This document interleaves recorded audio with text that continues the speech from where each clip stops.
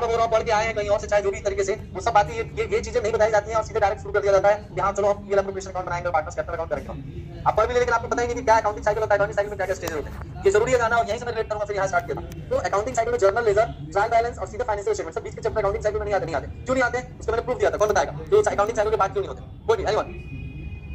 जल्दी जल्दी बताइए। बाकी चैप्टर जो मैंने नाम लिया, subsidy book, cash book, BRS, bills of exchange, depreciation, rectification of error, ये सब अकाउंटिंग साइकिल के पार्ट नहीं माने जाते। क्यों?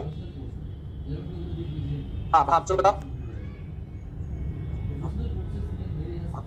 ऐसे नहीं बनाएंगे वो चैप्टर्स। जैसे मैं आपको बोल रहा हूँ, लाइफ में समझिए, कॉन्सेप्चुअल बात है, समझिए इस चीज को। आप मैं बार बार बोल रहा हूँ इस चीज को कि जैसे मैं, हर इंसान अपनी लाइफ में पैदा होता है, ये चीज जो सब में कॉमन चीज है, मैं आपको दिखा रहा हूँ, वो होना फिक्स है, वो सबके साथ होता है। पैदा होना, मरना सबके साथ फिक्स है। उसके बाद से खाना खाना कॉमन चीज है, तबीयत खराब होना भी कॉमन चीज है।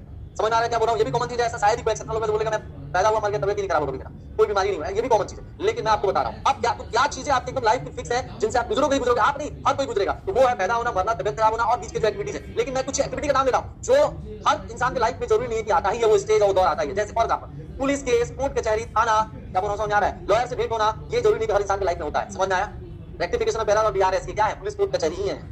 एग्जैक्टली मैं सीधे बोल रहा हूँ, ये बातें अगर मैं बोल रहा हूँ तुम नहीं बता, यही चीजें हैं। जो थोड़ा सा समझदार होगा या सुन रहा होगा कोई बात, अगर पढ़ा लिखा अकाउंटेंट फील्ड का है, बोलेगा एकदम सही बात हो रही है, यही चीजें ही है। तो जरूरी नहीं है रेक्टिफिकेशन में पुलिस थाना कोर्ट कचहरी है। जब गलती होगा तब हम कुछ भैया वकील और पुलिस कोर्ट थाना कोर्ट कचहरी में जाएंगे ना।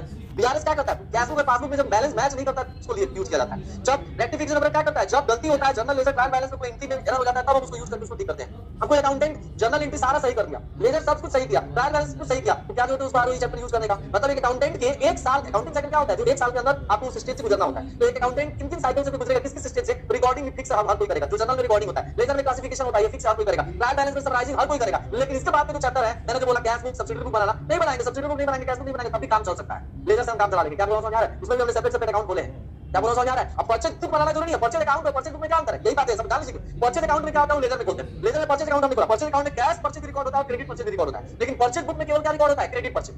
तो भैया परचेज अकाउंट बना लिए, उसमें तो दोनों हमें